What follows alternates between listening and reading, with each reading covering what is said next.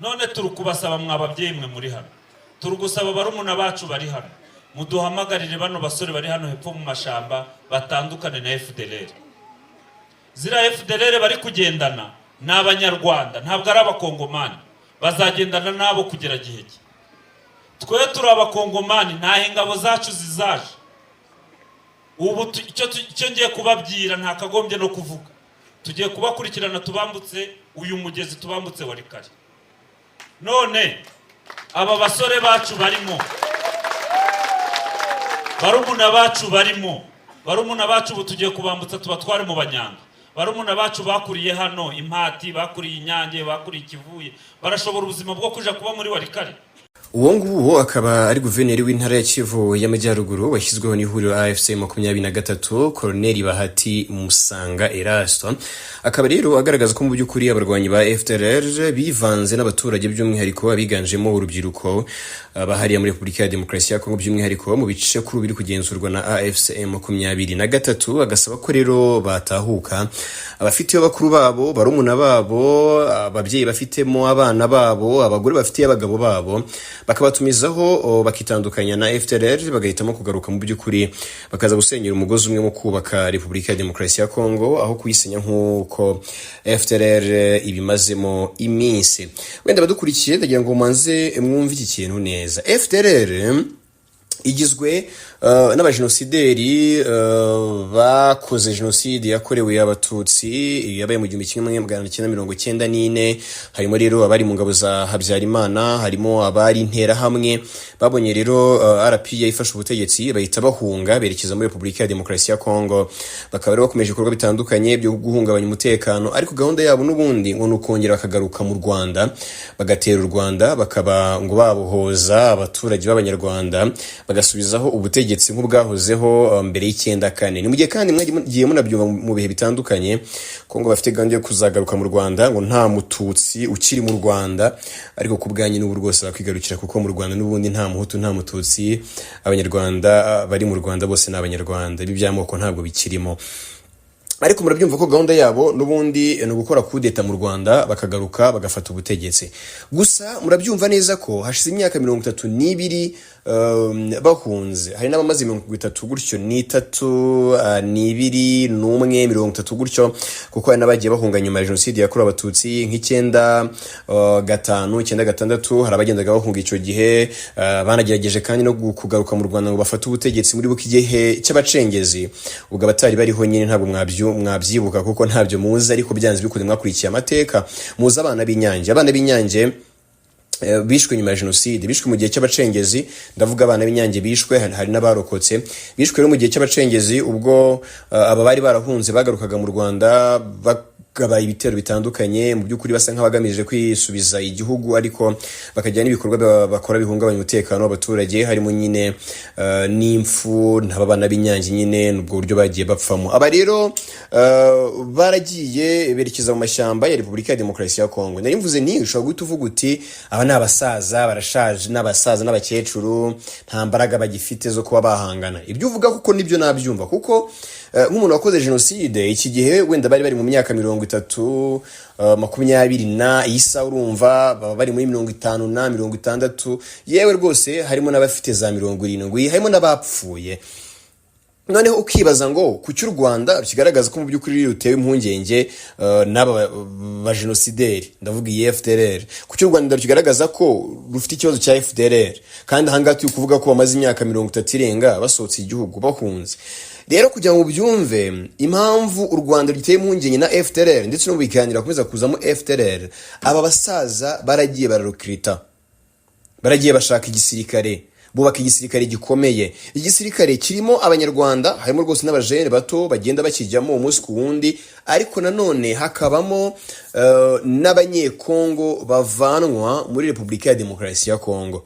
Nk'aba ngaba nyine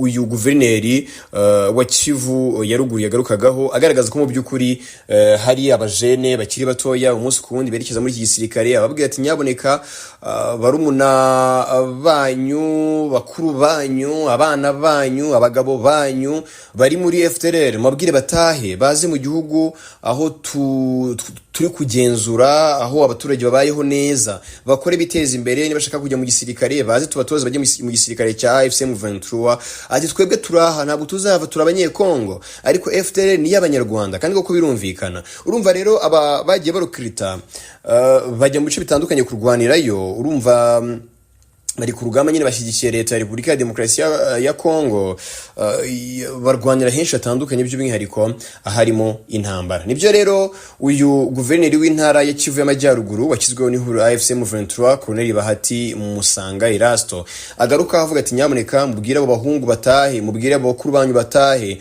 mubwire abo bagabo banyu batahe baze, ntacyo tubabaza keretse niba hari ibyaha bitandukanye bakoze, buri umwe azabazwa icyaha yakoze ku giti cye, ariko batahe bazi bubake igihugu cyabo hamwe na AFC M23. Ati kuko tugiye kubakubita tubohereze hirya iyo hatari iwabo, bati iwabo nyine baze kuba kano kanya urege muri FDLR irimo kurwanira Masisi, bagakubita ukabaza Masisi ukagenda, byanze bikunze birumvikana yuko uzabutaye iwanyu kandi bakabayuguma iwanyu ugafatanya n'abahafite mu kubaka igihugu mu gihe ubona bari mu murongo muzima. Rero iyo niyo mpamvu FDLR igikomeye uyu munsi n'abasirikare nyine barimo.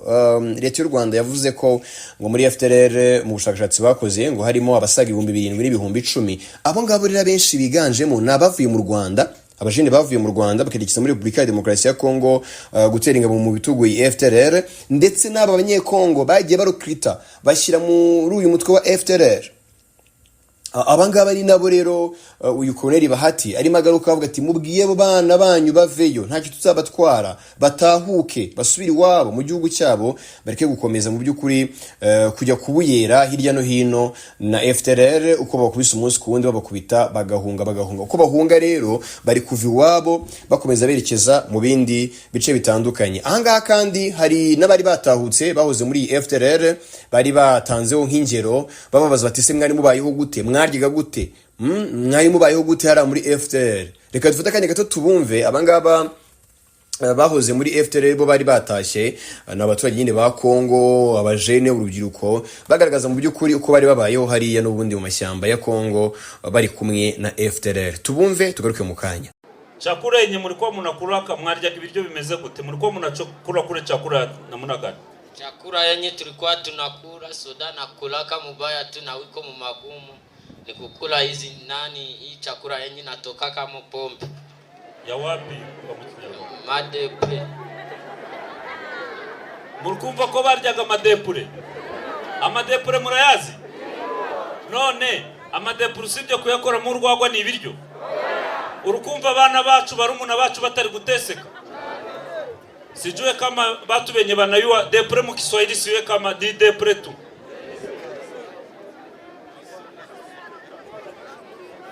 Ni yenye natoka ndani pombe ya kasiksi, haiko kitika ya kukula, njoo yenye bako nakula kule mpore hakuna chakula. Munakula kama depre na nini? Madepre tu. Hakuna na kupata na nani na savo, chumvi ni shida. Jeshi. Hakuna. Nyinyi hamusikie kama watoto yetu wanateseka. Hizi FDLR hatutawapatia wakati ya kuongeza uwa bandugu zetu. Tutawawinda mpaka siku wa mwisho atarudi kwa Rwanda. Tunaomba population ya Kashuga upendo. Population ya Kashuga, hizi FDLR zilitoka Rwanda na guvernema Kisekedi bako natia ndani population yetu chachu ya ubaguzi wa ukabila. Tutaomba population nyie wote Kashuga na kando mupiganisha ubaguzi wa ukabila. Mwabiyumviye rero ati mwaryaga mute, mwaryaga iki, mu mfisi n'ubuzima butandukanye bari babayeho. Ari naho rero n'uyu Colonel Bahati ahera havuga ati nyamuneka ni mutahe, ntacyo tuzabatwara, muze abakeneye kujya mu gisirikare tuzabatoza mu kigemo cya AFC M23, abakeneye kujya mu buzima busanzwe tuzabafasha, mujye mu buzima busanzwe mukomeze ubuzima bwanyu rwose, ibyo nta kibazo, ariko mutandukanye na FDLR kuko tuzabakubita. Anga kandi mu rurimi rw'igiswahili aravuga ati tuzabakubita FDLR tubacyuri wabo mu Rwanda kugeza umusirikare wa nyuma wa FDLR atashye wabo mu Rwanda. Abanyekongo se bazataha? FDLR nitaha mu Rwanda abanyekongo bazataha Ati turi kubasaba mwa ababyeyi mwe muri hano, barumuna bacu bari hano, muduhamagarire aba basore bari hariya hepfo mu mashyamba kwitandukanya na FDLR. bitandukanye nayo batahe. Angani naho Colonel Bahati rero Musanga Erasto anakomoza ku bijyanye n'imibereho y'aba ba Fdlr, igaragaza uburyo nyine babayeho nabi. Hari n'abantu bahoze muri Fdlr babyivugira berekana ubuzima bubi bari babayemo hariya mu mashyamba ya Repubulika ya Demokarasi ya Kongo. Agira ati rwose nimutahuke ntacyo muzabazwa, muze dufatanye kubaka igihugu, kubaka Repubulika ya Demokarasi ya Kongo. Mu by'ukuri rero iyi Fdlr ikomeje guhangana ku rugamba na AFC 23. Gusa urebye nyine ku rugamba uburyo imirwano bimeze, iyi Fdlr ikubitwa umunsi ku wundi, igenda isubira inyuma mu bice bigiye bitandukanye bigenzurwa na leta ya Kongo. Urumva aho nyine M23 igenzura abifashira bafata bigomba gusubiza mu Rwanda, bakaba basubizwa mu Rwanda. Abakomeza amashyamba ya Kongo nyine bo bagahitamo gusubira inyuma, ubwo n'abatafashwe abo basanze rero ari abaturage ba Kongo, bo bakabagumisha muri Kongo nyine, ntabwo babohereza mu Rwanda. Kandi mu by'ukuri ari abanyekongo bohereza mu Rwanda abanyarwanda bari muri Fdlr. Abanyekongo nyine baguma hariya n'ubundi muri Repubulika ya Demokarasi ya Kongo. Ubwo ari abakoze ibyaha bakababuranya, basubiza mu buzima busanzwe, bakabasubiza mu buzima busanzwe. Abashaka kujya mu gisirikare cya M23 nabo nabonye harimo abo baha ikaze, ariko abo nabonye bakunze guha ikaze mu gisirikare n'abatake ku bushake. Apana abangaba nyine bafatiye ku rugamba, usanga hari n'ibyaha by'intambara bimwe na bimwe banakurikiranyweho, baba bagomba kuryozwa mbere yuko wenda basubizwa mu buzima busanzwe. Ngayo nguko rero iyo ni Fdlr inakomeje nyine kuba ikibazo muri Repubulika ya Demokarasi ya Kongo, ariko kandi ikaba n'ikibazo mu biganiro ku Rwanda rugaragaza ko Fdlr ikomeje kubangamira ituze n'umutekano w'abanyarwanda. Murabizi ko hari ibitero bitandukanye yagiye igerageza kugaba ku Rwanda, yewe bigahitana n'abaturage b'abanyarwanda. Ariko kandi nyine inakomeje kuba ikibazo mu biganiro kuko u Rwanda rwerekana ko Fdlr ikomeje kubangamira umutekano w'akarere n'umutekano w'u Rwanda muri rusange. Ngayo nguko rero nitwa Emma Bruno Mbonyuwera. Nyaboneka mukomeze mukurikirane ibiganiro tubagezaho, mukore subscribe, dukomeze tubane umunsi ku wundi kuri YouTube channel yacu kandi YouTube channel yanyu ku Ngoma TV show. Mwakoze kuba natwe, mugira amahoro.